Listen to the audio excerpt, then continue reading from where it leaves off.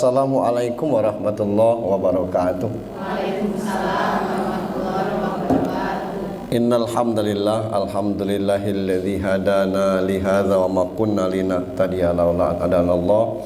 Asyhadu an la ilaha illallah wahdahu la syarikalah wa asyhadu anna Muhammadan abduhu wa rasuluhu wa la nabiyya ba'd. Allahumma salli wa sallim wa barik ala sayyidina Muhammadin wa ala alihi wa sahbihi ajmain. Qala Allah ta'ala fi kitabihil karim yarfa'illahu alladhina amanu minkum walladzina utul ilma darajat. Sadaqallahu azim. Ibu ketua dan pengurus majelis taklim Al-Mu'min yang dirahmati Allah, jemaah sekalian yang berbahagia, mohon maaf maksud hati memeluk gunung apa daya gunung meletus. Lah aku colok-colokkan tadi, bukan ini yang bermasalah, tapi laptopnya kedap-kedip. Ya, cak bintang kecil itu. Mungkin ada yang tidak paham atau aku yang tidak paham. Ini kalau ibu nanti punya flash disk maksud saya, tinggal kita pindahkan aja materinya, bisa diambil.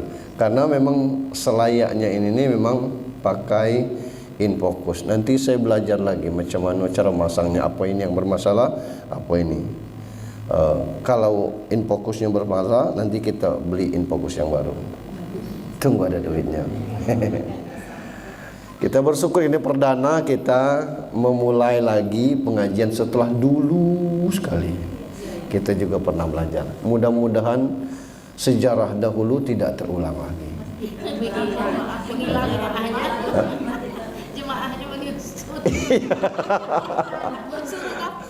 Dahulu kala bagi yang baru-baru itu ya, ya kita banyak ya,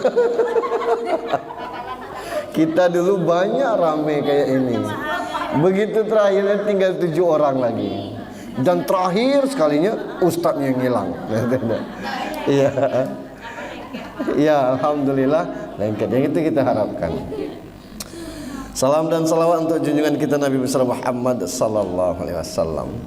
Ini saya mulai dari awal betul tentang masalah toharo.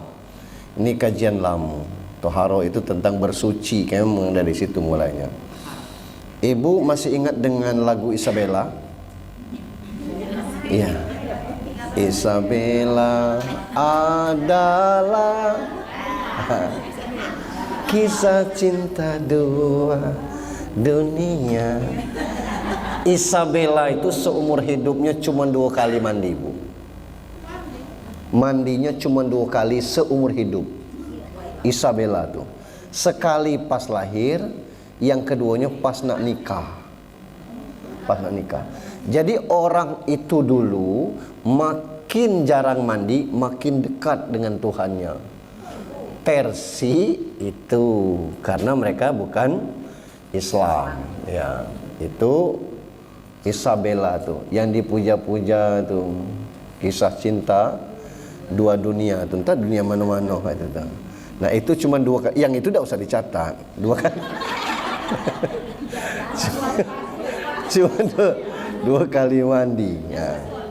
Nah kita Islam ini makin bersih, makin dicintai oleh Allah Subhanahu wa taala.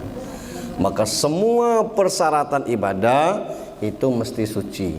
Ini banyak materi bersuci ini, kita tengok situasinya. Tapi saya ingin nanti saya hanya batas jam 4:04 lah, atau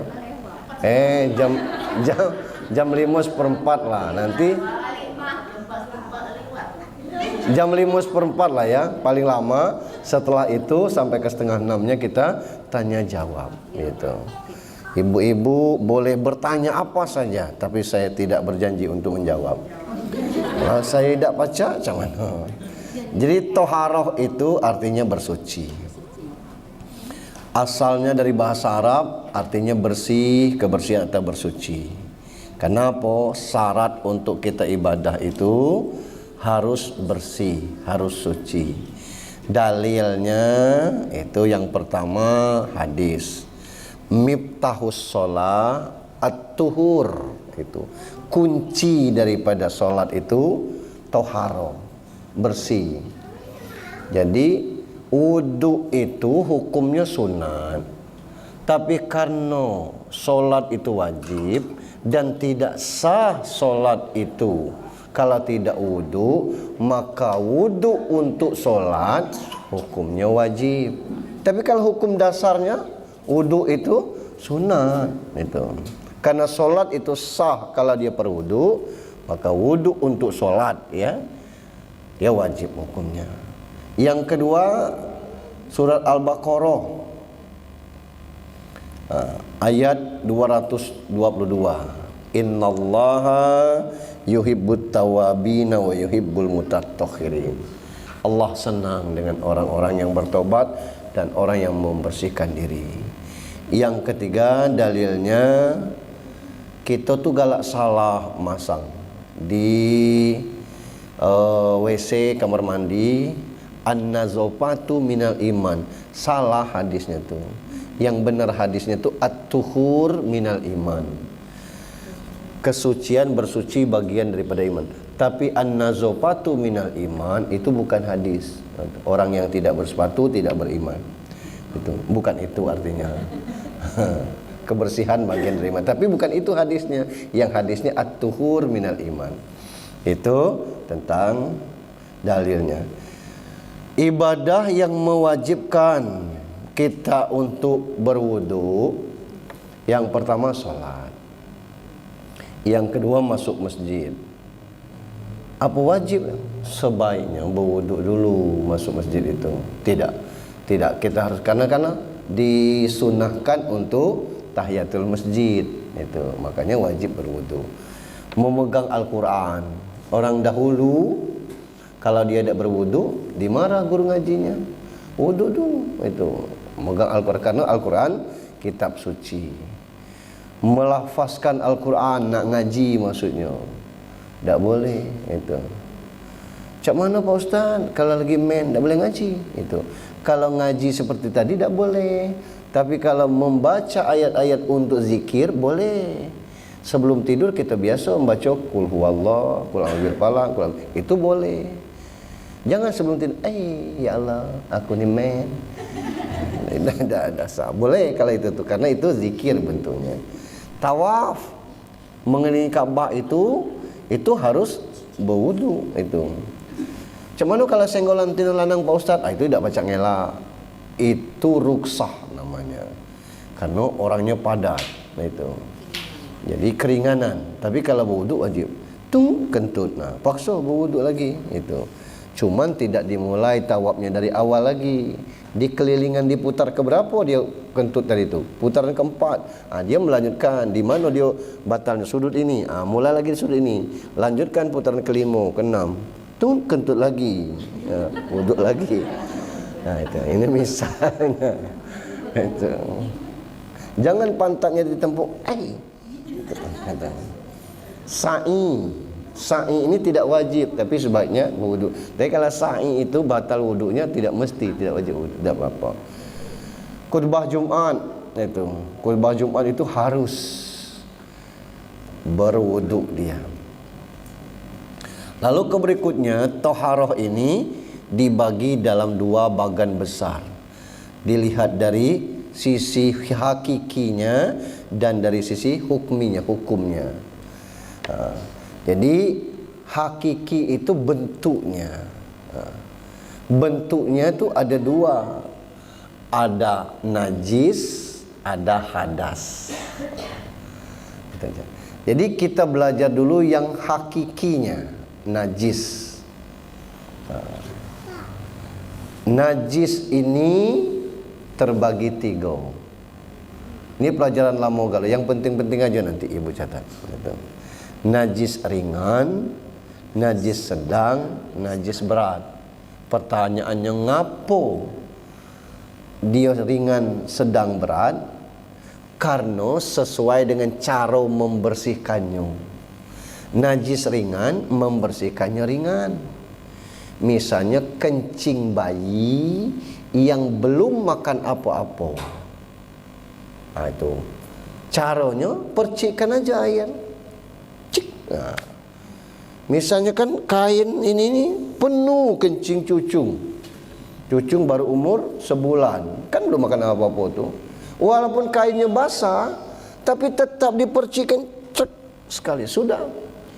Ia tidak kena Pak Ustaz. Bukan masalah kena tidak kenanya, pokoknya kata Rasul dipercikkan. Ya ngapa macam itu Pak Ustaz? Ya tanya dengan Rasul. Ya maksud. Jadi itu karena dia ringan kencing bayi. Lain kalau bayi lah berkumis. Nah itu kalau bayi lah berkumis itu namanya najis sedang. Ya kalau lahnya makan nasi campur petai ulam jengkol itu najis sedang. Cara mensucikannya mesti 3 kategori harus hilang. Hilang warna, hilang bau, hilang rasa. Nah, itu.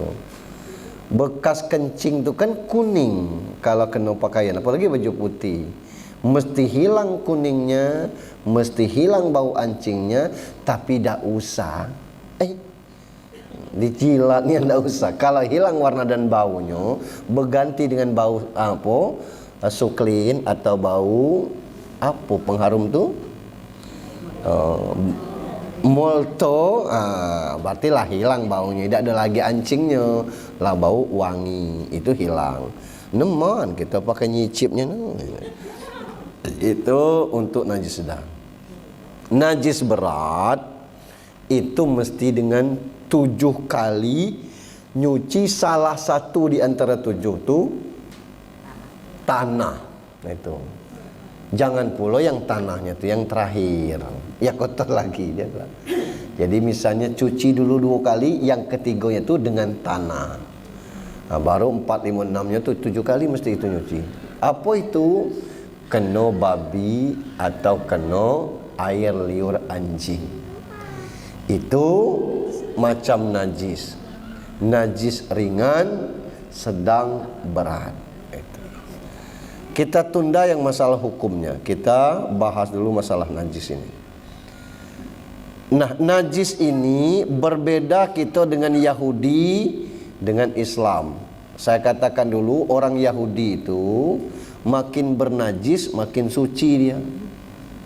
Lah buktinya tidak mandi-mandi. Berarti maaf ngomong tidak juga cebok tu betul. Nyo anti air. Lah iya itu kondisi itu. Nah. Kalau badannya kena najis, di mana pas kena najis itu di sayat. Itu kan cara orang Yahudi itu tuh. Karena dianggap najis itu dosa. Islam boleh kena najis. Ya macam mana pasti? Ya kita kan kencing, kita mising. Kalau kita nak cebok kan pakai tangan. Kenalah najis tu kena badan kita. Bangkai ayam itu najis, bangkai tikus tu biasa baik kita megang ayam mati, kita buang. Ayam sudah dipotong di pasar tu, bangkai itu tu. Nah kalau kita nak motong-motongnya dipegang gitu. Manusia tu bangkai tu. Kita cium kadang-kadang itu. Apalagi gaek gitu atau keluarga kita. Itu. Jadi najis harus dihilangkan sebelum ibadah. Jadi untuk orang Islam tidak haram memegang najis. Benda yang kena najis itu disucikan. Benda suci terkena najis disucikan dengan menyuci, nyiram, ngeringkannya, kemudian atau dikeset dengan tanah. Ini cara membersihkannya nih. Karena dia biar panjang itu. Pembagian najis itu tadi, najis ringan, sedang, berat. Kalau nak bahasa Arabnya kelak payah ngapalnya. Yang ringan tuh mukhaffafah, yang tengah tuh mutawasita, yang berat tuh mughallazo. Apa tadi Ustaz? Nah kan? Nah, itu. Jadi kita hafalkan aja ringan, sedang, berat. Mukhaffafa, mutawasita, mughallaza. Itu. Najis ringan karena mencucinya dengan ringan. Dalilnya yughsalu min baulil aljariyati wa yurathu min bauli al-ghulam. Dari As-Sama'i radhiyallahu an berkata Nabi sallallahu alaihi wasallam, air kencing bayi perempuan harus dicuci dengan air, harus dicuci, sedangkan air kencing bayi laki-laki cukup dipercikkan saja. Air kencing bayi perempuan dicuci, siram maksudnya, bukan dicuci pakai sabun, disiram. Kalau yang bayinya laki-laki cukup dipercikkan saja. Apa kesimpulannya? Ternyata perempuan lebih kotor daripada laki. Tidak, itu kesimpulan aku aja. Itu najis berat. Itu mengapa berat? Karena berat mencucikannya. Tidak cukup hilang warna dan rasa saja, harus dengan ritual 7 kali, satunya dengan tanah. Dalilnya tahuru ina'i ahadikum iz walaghu fihi al-kalbi ayyaghsilahu sab'a marratin awlahunna biturab. Sucinya wadah air kalian yang diminum anjing adalah dengan mencucinya 7 kali, salah satunya dengan tanah. Rawahu Muslim. Ini sumber najisnya 2, anjing, babi. Jadi kalau ada bekas tempat yang perlu kita pasti pakai itu anjing minum di situ, itu harus dicuci. Agak nyimpang dikit, kita ni kan kata Rasul cak itu, kita cak itu. Nah orang Jerman tu ni tidak puas, dia mengadakan penelitian. Ngapo harus dicuci dengan tanah. Nah dalam penelitian itu dites, dikasih anjing makan, selesai itu dibasuh, dipakai deterjen, ditengok pakai mikroskop, ada najis, apa nama, kuman itu masih ada. Ganti dengan deterjen lain, tengok masih ada. Nah, coba dipakai konsep Islam, dicuci pakai tanah, ditengok hilang kumannya itu. Ngapo? Karena ada dalil minha khalaqnakum, dari tanah kamu diciptakan, wa fiha nu'ikum, dan ke tanah segalanya kembali. Maka itu tanah termasuk benda yang boleh digunakan untuk bersuci kalau tayamum. Kelak kita pelajari yang itu. Najis mutawasito atau najis sedang ni itu selain najis ringan dan berat, supaya mudah ngapalnya tuh. Najis sedang itu selain ringan dan berat. Contohnya darah, nanah, muntah yang keluar dari kemaluan belakang depan, baik padat, cair maupun gas. Itu yang gas. Ada gas yang berbunyi. Nah, itu. Ini darah itu kalau dia banyak. Kalau dia sedikit tidak. Kita sudah berwudu, luka ini diperban. Luka di tangan. Allahu Akbar, kita tengok perbannya berdarah. Berdarah. Nah, kata cak mana? Kalau tidak netes, itu sah solatnya. Tapi kalau tes, keluar dari barisan solat itu, cari obat penahan darahnya itu, kasih bubuk kopi ke, atau daun kelinyu ke, itu terdesak. Ada yang tahu daun kelinyu tak? Rumput Belando kata orang. Daun kelinyu tu, cak daun kelinyu tu lah. Ternyata daun kelinyu itu bagus sekali untuk obat luka. Daun kelinyu itu nyopohon, Bu. Tahu kan daun kelinyu? Payanian lah. Daun kelinyu. Iyo, kelak supaya tahu. Daun kelinyu. Ini kalau sekaligus ilmu nih.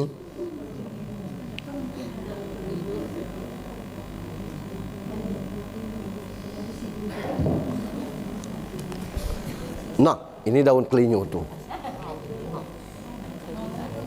Banyak kan? Bukan masalah besarnya.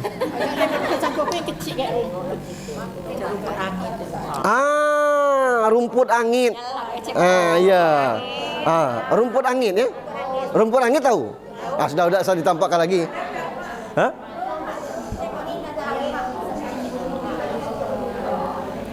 Oh, ada ya tahu. Ya kan? Itu tuh. Kelinyo. Rumput angin. Itu kalau luko dikunyah kali tidak dikunyah, diremas-remas saja dari situ. Itu kalau luko. Jadi darah yang sedikit ruksah keringanan. Allahu Akbar, tidak netes dia, berdarah bebas berban. Tidak apa-apa. Jadi kalau netes keluar obati. Nanah juga situ. Bisul kita kan benanah. Jerawat itu kalau dia yang parah itu benanah itu tuh. No, pecah aja. Kata kita. Tidak apa-apa itu tuh. Muntah itu. Keluar dari kemaluan depan belakang itu. Kotoran padat itu bisa jadi tai, bisa jadi batu ginjal. Batu ginjal itu juga najis karena keluar dari kemaluan itu. Kalau yang cairnya itu kencing, mazi, wadi, darah. Berarti mani bukan najis. Ya. Jadi yang najis itu mazi, wadi. Apa mazi, wadi itu? Mazi itu kalau membaca atau nonton film porno itu. Iya. Tidak lemak ngomong porno itu. Wadi itu yang mengiringi air kencing gitu itu. Kalau mani itu bukan najis. Misalnya sedang sembahyang Jumat, Allahu Akbar, la ilah bekas malam. Ini misal. Tidak usah lari balik. Apa? Ganti baju. Dasar. Dikerokan aja Cahitra. Ini misalnya kan. Jadi tidak najis. Kalau mani itu najis, kita jadi najis. Karena kita ini berasal dari mani. Jadi maka mani tidak najis. Gas atau kentut itu. Bangkai disembeli tidak syar'i, itu bangkai namanya. Disembeli dengan syar'i itu bangkai juga. Jadi kalau disembeli dengan tidak syar'i, orang yang mati tercekik, setelah mati tercekik, tertanduk, tenggelam, terantuk batu, potongan hewan hidup itu najis kan. Termasuk najis sedang. Pensuciannya itu tadi hilang warna, rasa, bau, aroma tu bau. Ya tergantung macam mana cara nyunyus. Jika cukup disiram ya disiram aja. Ada misalkan pakaian yang baru terkena kencing langsung kita siram, kita gosok-gosok cah ini, ya mungkin dia hilang, dicium, tidak ada lagi ancingnya, hilang gitu. Tapi kalau nyela lamu, lengketnya di situ tuh, itu yang harus itu. Nah kalau misalnya nyuci air kencing cucung, jangan disatukan. Air kencing celana cucung tadi kalau nyela makan nasi itu jangan tir masuk ke apa namanya mesin cuci, ada bunyinya tir, tir. Kelak di situ bercampur kain datuknya, baju. Kalau dibawa sholat itu benajis hukumnya. Jadi caranya bekas kencing cucung atau anak tadi siram dulu pakai air. Pakai air baru disiram. Weh kami tidak ada keran Pak Ustaz. Lah direndam dalam baskom. Tidak ada baskom berendam. Pas lewat ke dendam lempar pakai tali. Tarik lagi jatuhnya. Habis akal kita kan. Jadi direndam dalam baskom, angkat baru masukkan ke situ. Artinya membuang najisnya itu. Yang boleh itu apalagi kalau sampai dikucek-kucek itu kan, baru dicuci sama-sama, tidak apa-apa itu. Tapi kalau langsung air kencingnya masuk situ, itu najis dia. Jadi seluruh pakaian di dalam itu bernajisnya itu. Terus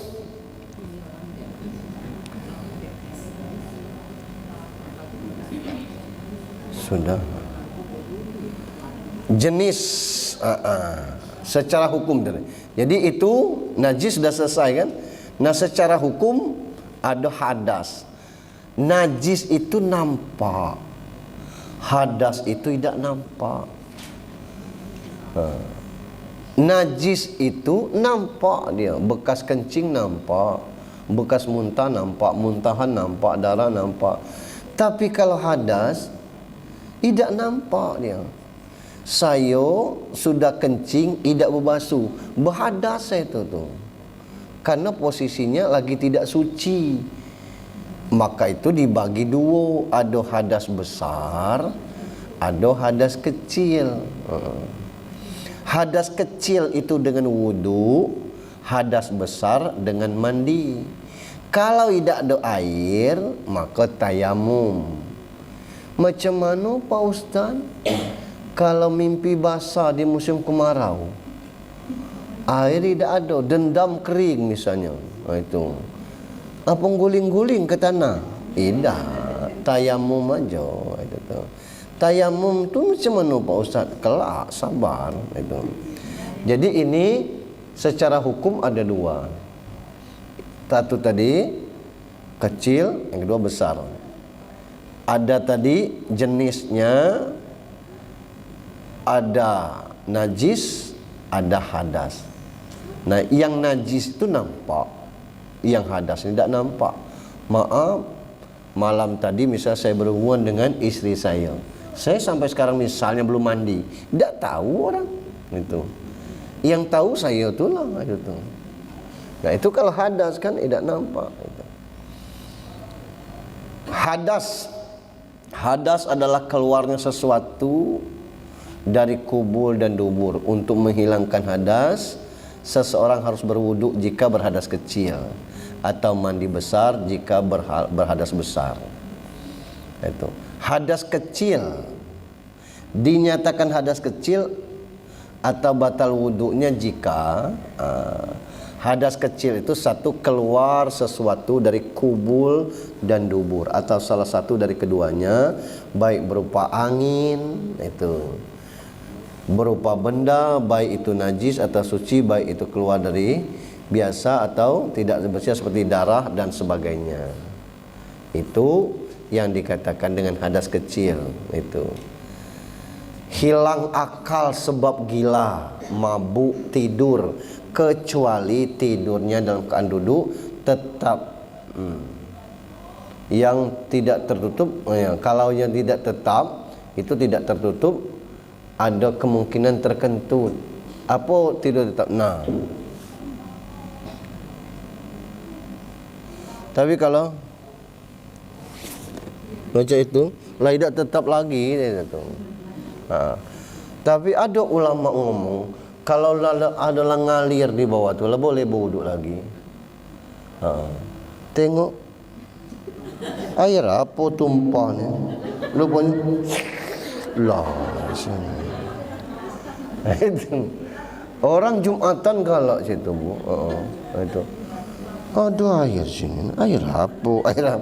Air dari mulut, artinya hilang akal tu, sebaiknya berwudu. Ada orang duduk sambil ngorok bu, itu macam-macam bunyi ngorok. Yang parah bunyi ngorok tu bunyi kapal ngorok.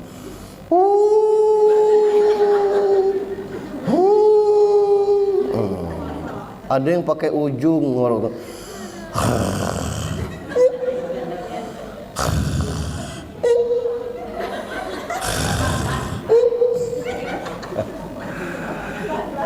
Ibu-ibu mesti paham. Kadang-kadang gelengnya nengok lakinya. Itu macam-macam bentuknya. Awal-awalnya dekat orang itu. Tapi saya pernah tidur dengan orang yang ngoroknya kencang. Ya Allah. Nyo herannya tuh kita ngomong alang pulau kekencangnya wuduk nih, nyo dengar. Idak pacak ku ngelaknya. Lah, belum tidur, belum. Nyo dengar, cak mana ngorok nyo dengar ni? Memang awan kata kan, aku kira tidur, dengar aku paham tuh katanya kan. Ada yang dia sendiri kaget dengan ngoroknya. Wah, ngorok. Nya kaget dengan itu. Kalau lah sampai itu tuh hilang akal namanya. Hilang akal tuh bisa pingsan, bisa mabuk, bisa tidur itu tuh. Nah itu kalau orang yang demikian itu lah batal wuduknya tuh. Itu yang dimaksud. Tapi kalau ngantuk-ngantuk beru aja udah ngantuk ya. Bersentuhan kulit laki-laki dan perempuan sama-sama dewasa yang bukan muhrim. Muhrim itu apa? Yang kita haram nikah dengannya. Mak tiri, adik ipar kalau kita masih nikah dengan ayu atau kakaknya. Kalau lah cerai, lah boleh nikah dengan adik ipar tuh. Wah lanang ini sudah ayuknya adiknya diambil. Maka ada istilah ganti tikar, saya tuh. Nenek. Kalau sepupu itu tidak, itu halal nikah sepupu tuh. Nah, tuh senenek bahasa kita tuh. Apalagi sepuyang, orang Malaysia ngomongnya dua pupu itu. Kita sepuyang, orang Malaysia ngomong dua pupu. Betul bahasa Malaysia sebenarnya, sepupu, dua pupu, tiga pupu dia ngomong. Nah, itu. Jadi senenek itu halal nikah. Nah, itu. Jadi kalau salaman sudah berwuduk batal wuduknya tuh. Nah, dengan ponaan, dengan adik ipar itu. Dengan ipar apa nama? Dengan menantu itu. Termasuk menantu kakak, menantu ayu, tidak batal maksudnya kan. Karena itu menantu itu tuh. Nah, kalau menantu kita sendiri walaupun lah cerai itu tetap haram nikah. Cerai dengan anak kita, aku bayang ambilnya nak, jangan, haram, tak boleh. Itu tetap hukumnya menantu ya anak. Menyentuh dubur dengan telapak tangan baik sengaja maupun tidak sengaja, baik milik sendiri apa perlu gawe maupun milik orang lain. Baik anak kecil maupun orang dewasa. Ya tulisannya cak itu, bu aku aja perlu gawe. Nah itu menyentuh sengaja atau tidak sengaja. Makanya berhanduk itu agak pelan-pelan, jangan cuar-cuirnya kalau sudah berwuduk tuh. Nah, tersenggol. Nah, itu buat batal wuduknya. Itu tentang masalah yang hadas kecil. Ngapo terjadi hadas kecil? Nah, itu tadi keluar dari kubul dan dubur. Hilang akal. Hilang akal ini bisa karena gilo, mabuk, tidur yang sudah tidak tetap dalam keadaan duduk. Kalau guling tambah lalam itu tuh. Apalagi ngorok itu tadi. Bersentuhan kulit laki-laki dan perempuan. Itu menyentuh kubul. Najis adalah segala sesuatu yang dipandang kotor oleh syara. Najis yang mengenai badan atau pakaian hendaknya dibersihkan. Jika tidak segera dibersihkan akan menimbulkan efek samping yang tidak baik, misalnya kotor, bau, penyakit dan tidak enak dipandang. Nah, itu masih kita tentang hadas kecil. Wuduk.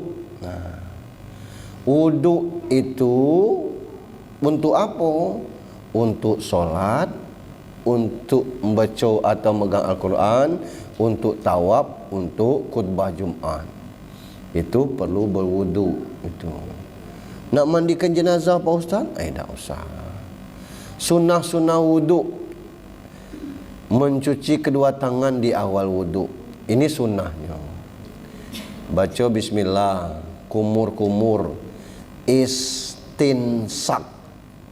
Istinsak itu menghisap air ke hidung. Ukurannya sampai terasa sakit di sini.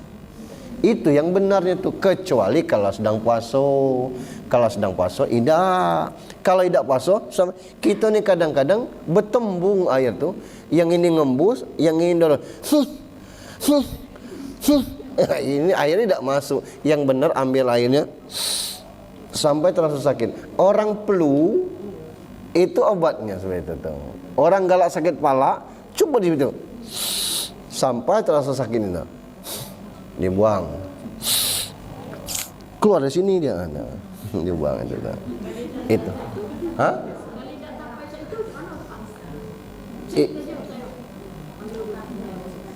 Makanya tidak kena membersihkan hidungnya itu sah ini kan sunat itu, iya sah adanya.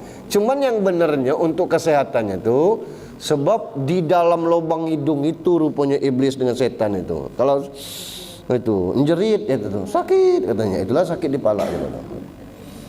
Gosok gigi, kalau Rasul tuh tiap berwudu gosok gigi dia. Kan kerepotnya Pak Ustaz lah. Meresapkan air ke jenggot, 3 kali setiap itu kan sunnah 3 kali, itu wajibnya sekali. Membasuh seluruh kepala, sebagian kepala Pak Ustaz boleh, ini kan sunnah. Membasuh telinga, mendahulukan anggota badan kanan. Kalau kiri dulu Pak Ustaz, lah ini kan sunnah, sebagusnya di kanan. Takhil, meratakan di selat jari-jari, itu sunnahnya. Kalau rukun wudhu itu cuma 4, muka, lengan sampai siku, kepala, kaki. Nah sudah kita ingatkan jangan rambut. Ngapo setiap manusia pasti berkepala, belum tentu berambut. Lah ada orang yang botak itu tuh macam mana itu. Nah maka maksud saya ada orang yang rambutnya panjang nih. Tidak ada ya itu. Keluar rambutnya dikit. Ada lanang-lanang sini Bu itu. Tidak sah dia tuh. Saya tidak pernah nengok ibu-ibu karena tempat wudhu ini kan beda itu. Kalau lanang-lanang ada? Bukan rambut, dia kepala. Ini kepala, sini kepala boleh jadi itu. Jadi itu rukunnya tuh. Kalau rukunnya tidak kena, itu tadi Bu, wudu tidak sah. Tapi kalau yang sunnah tuh dikerjakan palu, tidak dikerjakan rugi itu. Batalnya wudu itu keluar sesuatu dari kemaluan.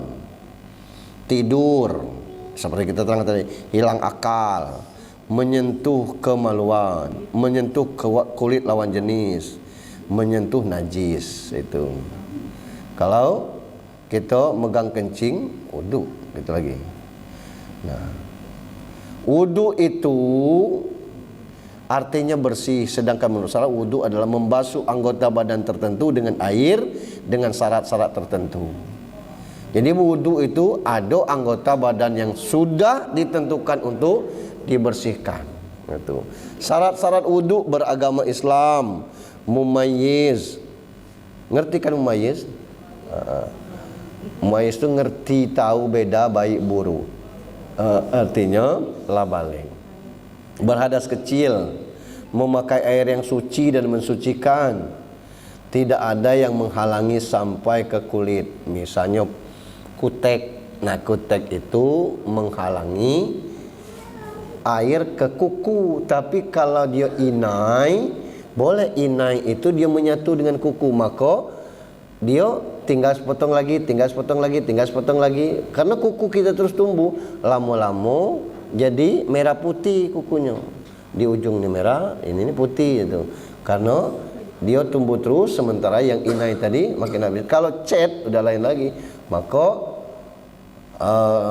termasuk yang ngecat rambut, kalau dia menutupi rambut, maka itu tidak boleh itu tuh.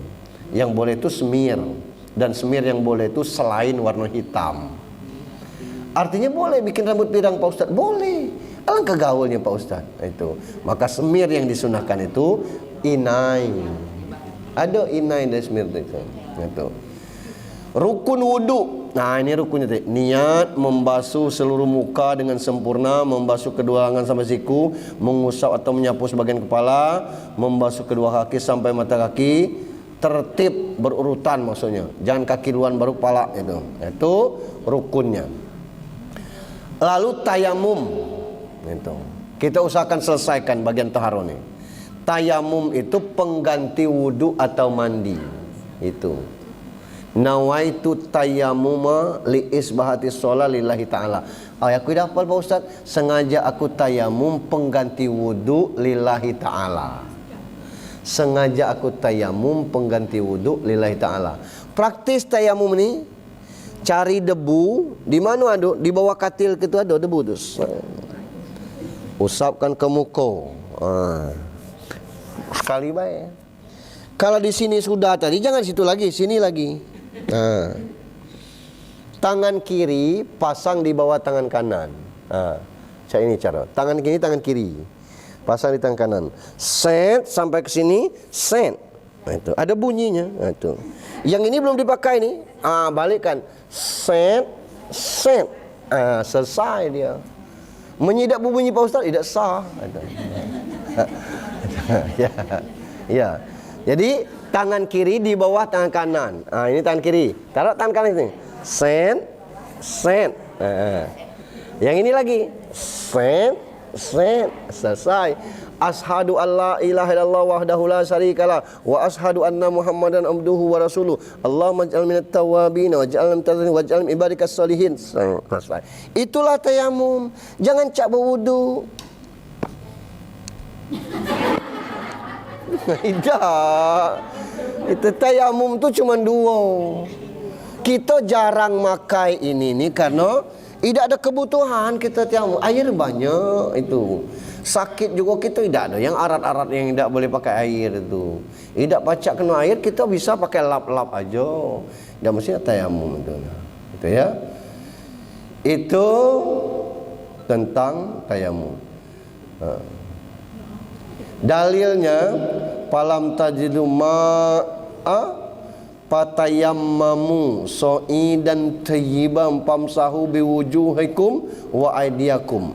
Kemudian jika tidak mendapatkan air, maka bertayamumlah kamu dengan tanah yang baik, sapulah wajahmu dan tanganmu. An-Nisa 43. Dalil tayamum itu surah An-Nisa 43. Kemudian ada hadisnya, telah dijadikan tanah seluruhnya untukku dan untuk umatku sebagai masjid dan pensuci. Dimanapun salat menemukan seorang dari umatku, maka dia punya masjid dan media untuk bersuci.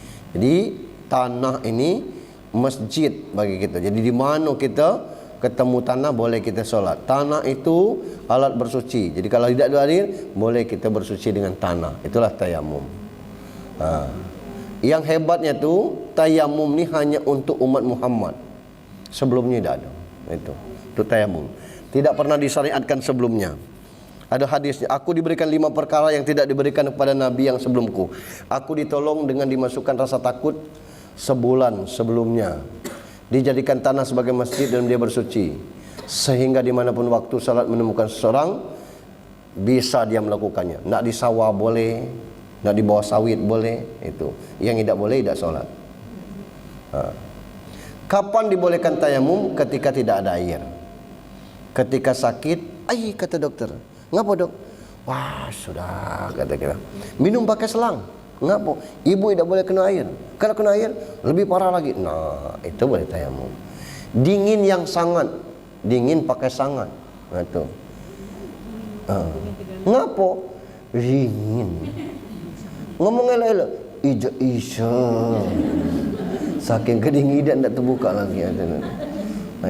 Pantaslah pucat. Itulah jangan banyak tanya. Dingin. Tidak dinginnya. Jadi kalau dingin model itu, misalnya di pagar alam tu masih dingin kan, boleh berwuduknya air hangat, bukan air panas. Air panas mutung lah itu. Tapi kalau dinginnya sangat itu, air tidak terjangkau, tinggi air itu, tidak terjangkau itu berarti kan lempar itu. Air tidak cukup, habisnya waktu itu. Ya, kalau misalkan pas sudah tayamum hujan, batal tayamum itu. Pakai air hujan itu. Pas sudah tayamum datang air ngalir itu, tidak boleh lagi tayamum itu. Yang membatalkan tayamum, semua yang membatalkan wudu batal tayamumnya. Karena tayamum pengganti wudu. Kalau ditemukan air atau hilangnya penghalang, tidak lagi Boleh pakai air? Boleh, kata dokter. Oh, boleh. Habis waktunya untuk tayamum tu.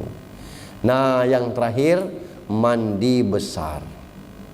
Itu.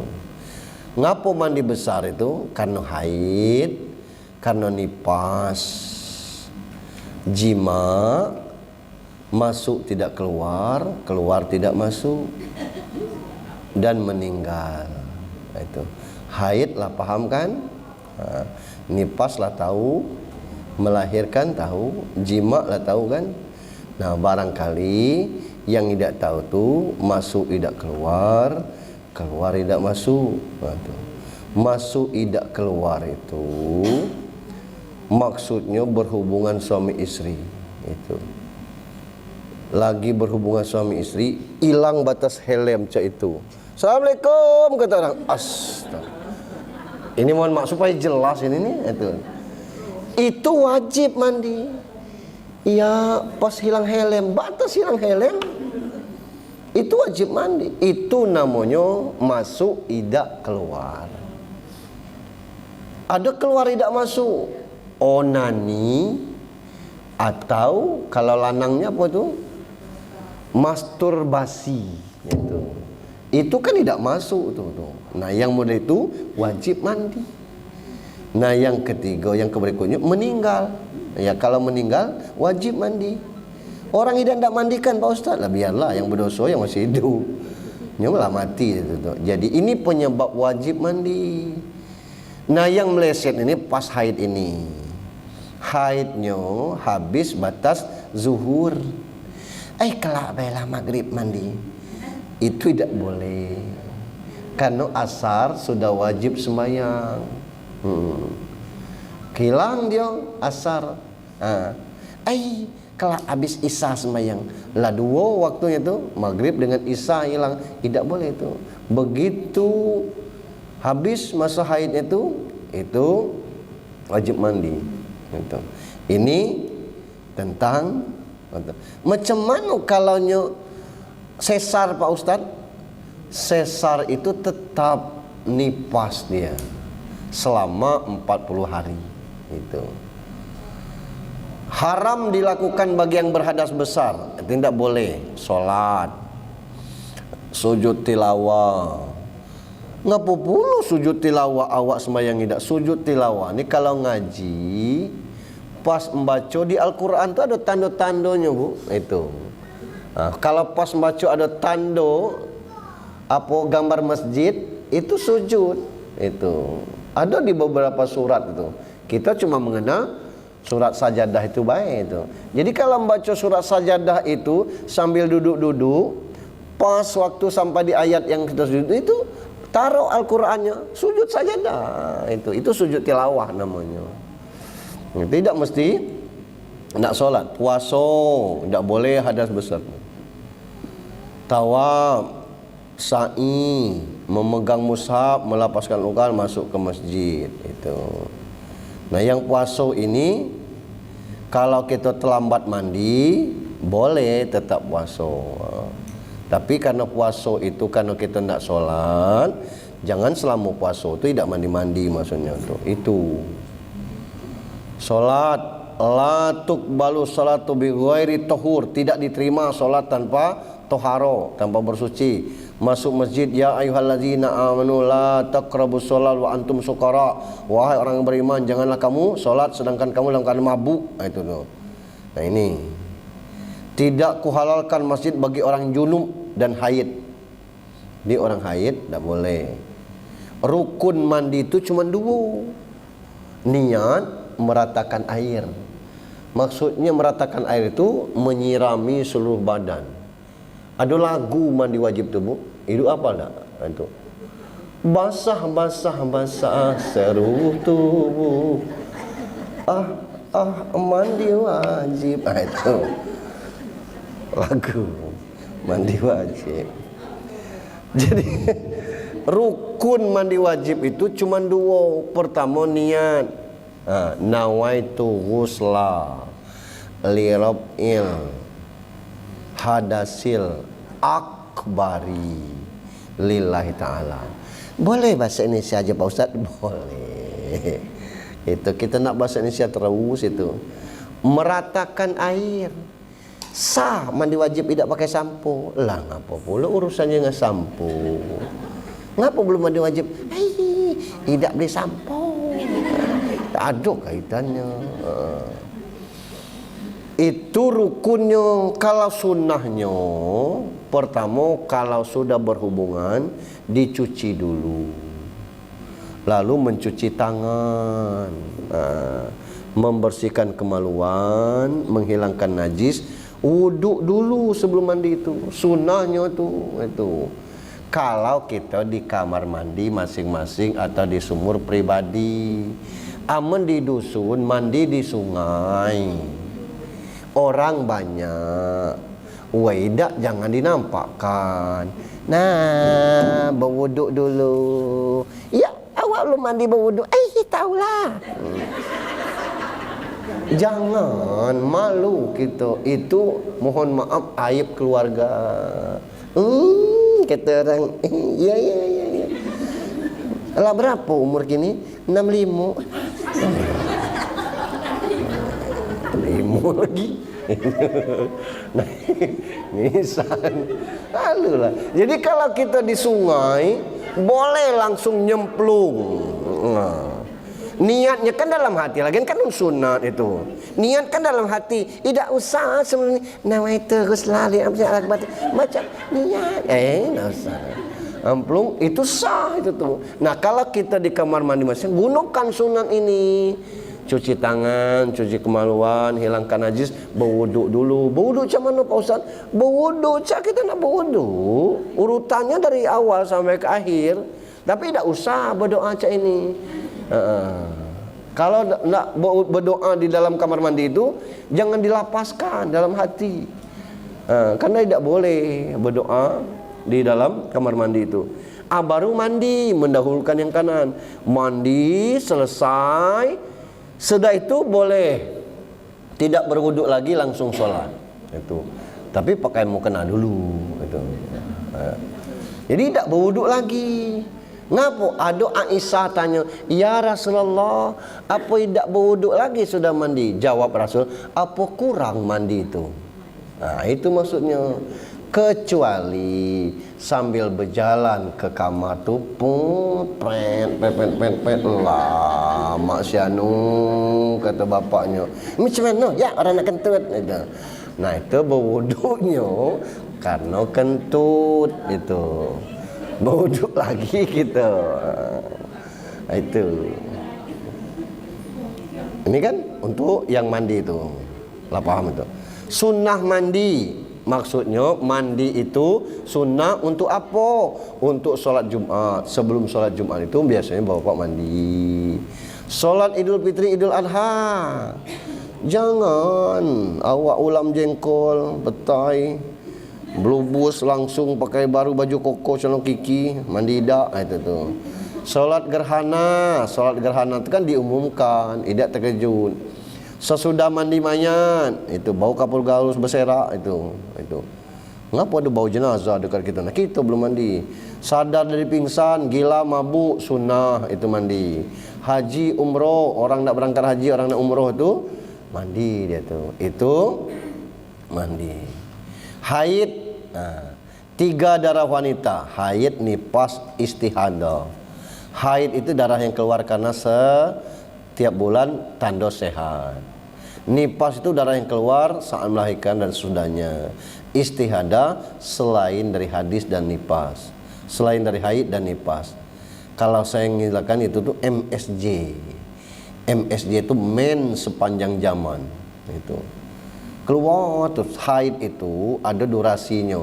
Masa haid itu 1 hari 1 malam paling cepat.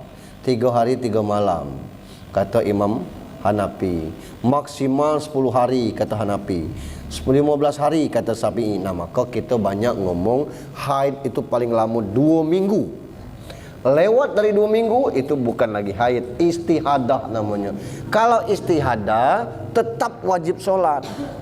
Cuma setiap nak sholat wajib berwuduk walaupun masih ada wuduk. Misal kita maghrib sampai ke isya kan cuma sejam. Wuduk maghrib tadi masih ada. Nak berwuduk lagi tu sunnah hukumnya. Idan nak berwuduk lagi boleh. Kita dari maghrib sampai isya tidak keluar dari masjid. Ngaji misalkan nak balik tanggunglah itu. Atau yasinan sendiri. Wuduk masih ada. Orang azan Allahu Akbar, tidak usah kita berwuduk lagi. Tapi kalau istihadah ni tadi, walaupun wuduknya masih ada, setiap nak solat dia berwuduk itu. Usia wanita haid mulai dari 9 tahun, berakhirnya usia 50 kata Hanafi. Usia 70 kata Maliki, sampai tidak haid kata catatan saya. Batas manapun umurnya, sebab kesehatan orang masing-masing beda-beda itu. Masa suci 13 hari, 15 hari jumhur, maksimal tidak terhingga. Haram dilakukan saat haid itu solat, sujud tilawah, puasa itu tadi. Termasuk diceraikan, bersetubuh itu. Nah, iddah itu 3 kali kuru itu. Ada hitungannya 3 kali haid. Haid 1, haid 2, haid 3. Jadi 4 kali masa sucinya. Masa suci haid, suci haid, suci haid, suci lagi. Itu ada 3 kali suci. Kalau itu tadi 3 kali haid tu. Haid suci, haid suci, haid suci, baru haid lagi suci. Kalau 3 kali suci, suci haid, suci haid, suci. Paham maksudnya? Kalau 3 kali haid katanya tu suci pertama, haid sekali itu kan, bersuci lagi, haid lagi, bersuci lagi, haid lagi, itu baru suci lagi, itu 4 kali sucinya tu.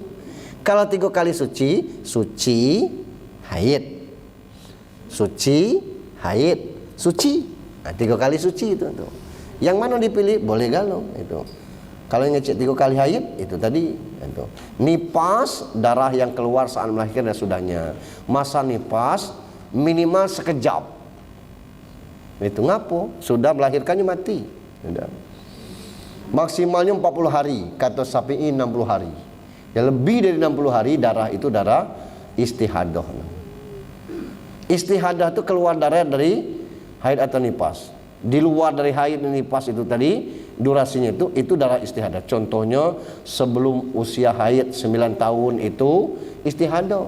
Jadi anak yang umur 6 tahun, 7 tahun, ayolah cepat kau haid. Itu bukan haid, itu istihadah. Ayolah cepat kau ni dewasa cung. Lah 7 tahun haid belum. Haid itu umur 9 tahun. Setelah lewat usia 50 sampai 70 tahun, itu usia haid itu batas itulah. Sesehat-sehat orang batas 70 tahun. Nah, itu. Kemudian batas umur 50 tahun itu rata-rata sudah banyak yang sudah menopause itu tuh. Setelah masa haid 13 sampai 15 hari. Sebelum melahirkan atau kegurukan bukan bayi itu. Setelah lewat masa nipas 60 hari atau 40 hari itu sudah darah istihadah. Hukum batal wudu, berwudu setiap saat menyumbat darah, hadas kecil bukan hadas besar, tidak wajib mandi janabah. Jadi istihadah tu tidak wajib mandi. Karena itu bukan haid, bukan nifas, tapi wudu aja. Tetap wajib solat dan puasa orang yang istihadah tadi. Tidak berlaku larangan seperti haid dan nifas bagi yang istihadah ya itu. Nah, wuduknya batal. Nah, caranya berwuduk tiap nak solat. Walaupun saya katakan tadi dari maghrib sampai isya wuduknya masih belum batal, tapi secara otomatis karena dia istihadah itu batal. Alat bersuci ada air, ada batu, ada debu. Air ini kita bagi ada air mutlak, air yang suci yang dapat digunakan untuk bersuci belum berubah keadaannya. Air sumur, air hujan, air laut, air embun, air sungai, air salju. Itu air suci dan mensucikan namanya. Jadi kalau kita ke Pantai Panjang nyari keran tidak ada, lari ke laut itu. Sah berwuduk pakai air laut itu. itu. Kalau air sungai itu banyak kotornya kalau di pantai itu, karena tempat pembuangan orang itu bau juga. Air mustakmal, air suci tapi tidak dapat digunakan untuk bersih karena telah digunakan untuk bersuci sebelumnya. Nah, maka jangan ini misalnya ember tumpah ke situ, itu tidak boleh. Tapi kalau pakai centong ngambil itu, sisa itu kalau boleh. Kita mandi pakai sabun, itu air keran hidup itu sambil nyanyi itu. Sudah kan datang merci air sabun situ kena sabun. Tapi air ngalir itu tidak air mustakmal. Bekas kita mandi sabun itu kan air hidup itu tuh. Itu yang dimaksud tadi. Jadi kalau airnya tergenang dalam bak itu, nah itu kita mesti jangan tumpah itu. Kalau merci bekas kita wudhu tuh itu ruksah keringanan. Air musammas, air suci tapi makruh untuk digunakan, seperti air yang kena panas matahari karena dapat menyebabkan penyakit kulit. Kita juga panas, ada gitu. Air terjemur. Air mutanajis, air yang kena najis tidak dapat digunakan untuk bersuci jika telah berubah salah satu sifatnya, bau, rasa, warna. Sumur kita masuk kucing mati situ. Yang mesti itu mesti dikuras sampai hilang baunya. Air mutlak itu air yang suci dan mensucikan, tidak makruh digunakan, dinamakan air mutlak. Maksudnya air yang selain suci dapat digunakan untuk bersuci.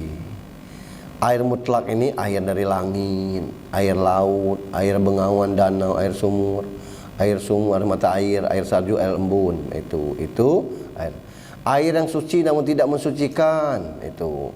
Ini terkena masalah panas, terjemur di panas matahari, ya, kita menyebabkan rusak muka seperti itu tuh. Sebaiknya tidak digunakan. Mustakmal dalam sapinya tidak perlu. Air mutanajis itu air yang tercampur dengan barang najis atau kurang dari 2 kulah. Kalau kulah itu 276 liter ukuran satu kulah tuh. Itu untuk 270 liter itu kalau Imam Syafi'i mengatakan 60 tinggi, 60 lebar, panjang kali lebarnya 60. Itu tuh.